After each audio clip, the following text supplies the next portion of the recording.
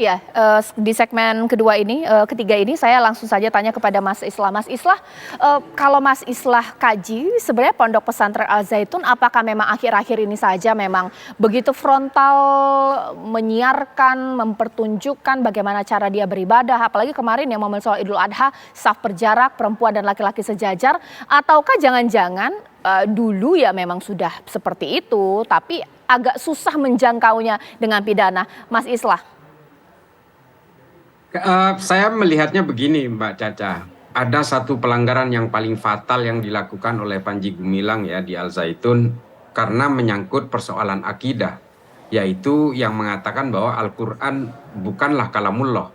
Makanya saya ketika mereka melakukan ucapan dalam khutbah mengatakan qala Rasulullah fil Qur'anil Karim, ini menurut saya pikir itu bukanlah suatu kesengajaan, hanya kesalahan ucap. Tapi ternyata di setiap khotbah orang-orang di Al Zaitun mengatakan hal yang sama. Nah, ini yang menjadi persoalan paling penting adalah ini yang menurut saya akan masuk ke ranah penistaan agama. Tapi kalau soal perbedaan-perbedaan tafsir dalam fikih, ini saya juga tidak setuju kalau ini dimasukkan ke dalam delik penistaan agama. Karena perbedaan-perbedaan tafsir dalam fikih kita di dalam Islam itu satu keniscayaan.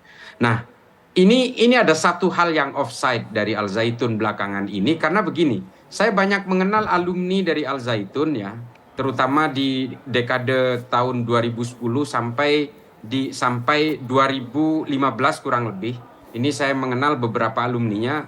Menurut saya alumninya biasa-biasa saja. Mereka tidak nyeleneh seperti yang dilakukan oleh Panji Gumilang belakangan ini.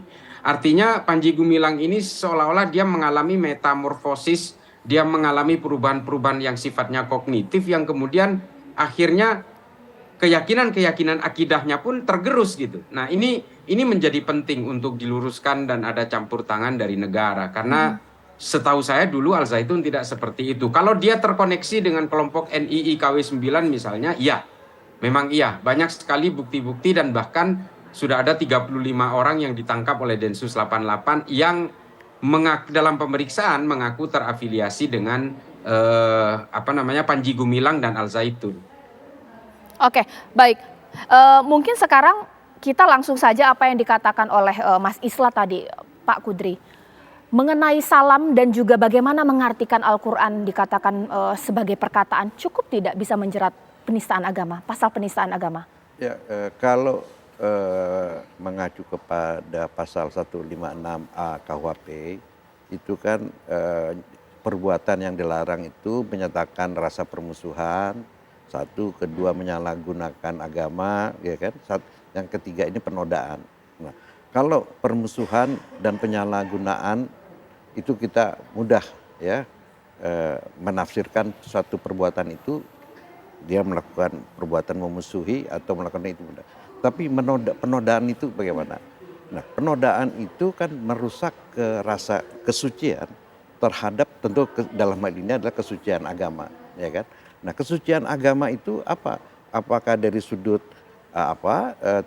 aspek ketauhidannya, apakah aspek tadi nyatakan aspek fikihnya atau aspek yang lain, ya kan? Ini kita kemana? Nah, jadi kalau misalnya yang menyangkut soal keesaan atau ketauhidan itu kan itu jelas ininya. Tapi kan yang dimasalahkan sekarang itu mengenai misalnya suatu apakah ini merupakan tata cara beribadah atau ritual yang tidak sesuai dengan tidak sesuai dengan mainstream ya yang ada di Indonesia. Kan kita tahu Islam itu kan ada mazhab-mazhabnya gitu ya. Nah, apakah ini tidak sesuai dengan mazhab yang ada yang mainstream yang ada di Indonesia, ya kan? Atau misalnya dia itu melakukan suatu penafsiran ya yang yang tidak umum ya yang dilakukan oleh ini. Nah, itu untuk menyatakan seperti itu tentu adalah harus ada ahlinya.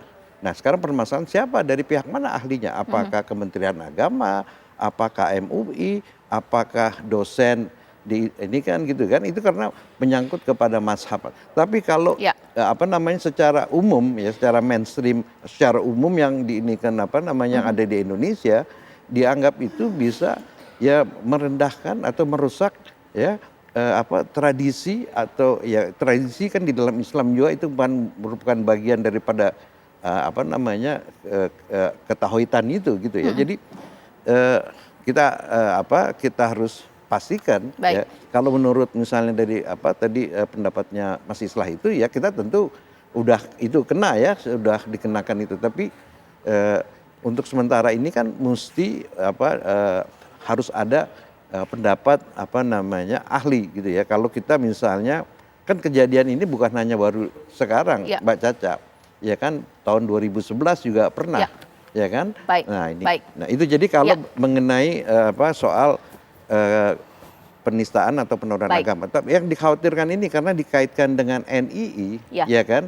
Apakah ini bisa dikenakan pasal yang lebih serius?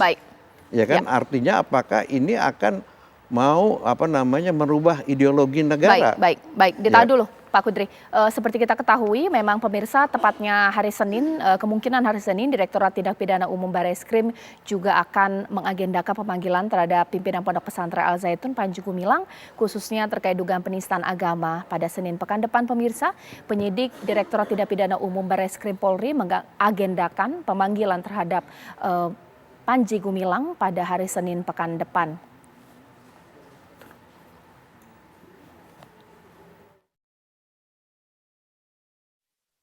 Untuk Al Zaitun seperti apa, Pak? Update Al Zaitun? Al Zaitun kemungkinan hari Senin akan dipanggil untuk klarifikasi.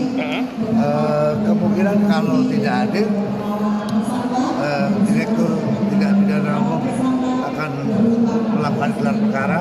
Ya, mudah-mudahan dari hasil gelar perkara tersebut, apakah perkara tersebut bisa naik ke penyidikan atau tidak, mudah-mudahan nanti diputuskan hari Selasa.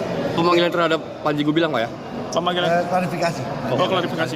Selain yang bersangkutan udah ada belum Pak saksi yang sudah diperiksa? Saya yakin penyidik sudah melakukan klarifikasi kepada beliau, tentunya saksi-saksi yang lain sudah dilakukan pemeriksaan. Ya, mungkin sekarang saya kembali ke Pak Ito, bahwa memang Mas Islah juga mengatakan agak sulit ya bagaimana kemudian soal tata cara ini juga memang semua punya perspektif berbeda. Pak Ito, waktu Bapak menjabat sebagai Kabarreskrim, mengenai pendefinisian Panji Gumilang terhadap Al-Quran, samakah dengan sekarang dikatakan Al-Quran bukan dari Allah tapi adalah perkataan Rasul, seperti apa Pak Ito? Ya, saat itu Mbak Caca tidak ada ya, sehingga kita mungkin tahu bahwa Menteri Agama saat itu Pak Surya Dharma Ali kan mengatakan tidak ada masalah yang dilanggar ya untuk masalah penistaan agama. Tapi saya kembali kepada tadi pernyataan saya bahwa saat ini kan sudah ada beberapa alat, mungkin sudah ada beberapa indikasi yang bisa masuk ke dalam pasal 184 ayat 1 KUHP. Ini kan yang harus dilakukan oleh penyidik Polri ya. Yang pertama adalah keterangan saksi, tentunya kita sudah punya keterangan saksi pelapor ya.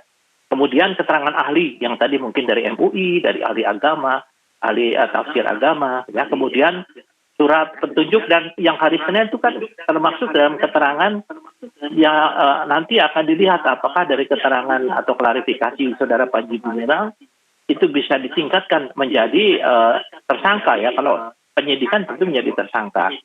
Nah, saya kira mungkin ini sedang berproses.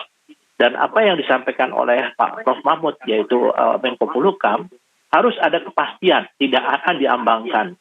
Sehingga di sini saya kira dengan pernyataan-pernyataan Saudara Panji Gumilang maupun perilakunya dia yang mungkin tidak lazim sesuai dengan tata cara dalam menjalankan ibadah agama, ini akan menjadi satu masukan yang kita ambil dari beberapa keterangan ahli sebagai salah satu unsur pasal 184 ayat 1, sehingga bisa ditetapkan kasus ini menjadi kasus pidana atau tidak. Tapi kalau keyakinan saya ini melihat daripada bukti-bukti saat ini, kemudian pernyataan yang bersangkutan, ini kelihatannya bisa akan maju menjadi satu kasus pidana.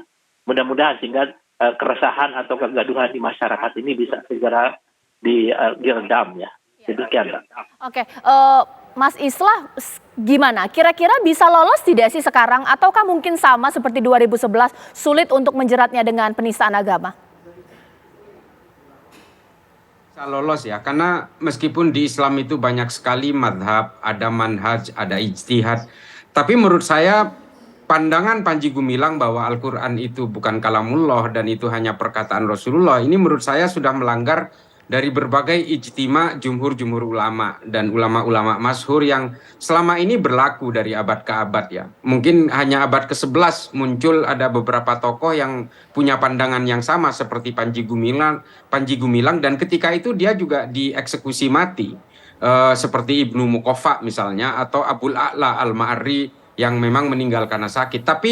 Tapi hari ini, sampai hari ini memang tidak ada lagi pemikiran-pemikiran yang sejenis itu. Dan ini muncul di Indramayu ya, di Panji Gumilang. Seharusnya ini sudah melanggar ajaran-ajaran Islam dalam mazhab apapun secara konvensional yang memang sudah diputuskan oleh banyak ulama. Dan ini seharusnya kena. Kalau persoalan-persoalan fikih menurut saya tidak bisa dikenakan kepada Panji Gumilang ya soal masalah tatanan-tatanan fikih karena perbedaan fikih di dalam Islam itu banyak macamnya dan ini satu keniscayaan. Saya tidak setuju juga kalau perbedaan fikih di dalam Islam dijadikan sebagai delik untuk penistaan agama karena saya kira penistaan agama itu perbedaan dalam fikih itu adalah sesuatu hal yang biasa dan kalau persoalan akidah itu memang betul-betul negara harus turun tangan dan hukum harus bisa menjangkau dia. Persoalannya kan selama ini kan Panji Gumilang ini dianggap sebagai the untouchables karena banyak sekali kasus-kasus pidana yang seharusnya menjerat dia dari tahun ke tahun banyak sekali. Ada beberapa tuntutan bahkan eksekusi dari tuntutan 116 guru kalau tidak salah di mana Al Zaitun seharusnya membayar kompensasi 2 miliar 160 juta yang sampai hari ini belum bisa dieksekusi.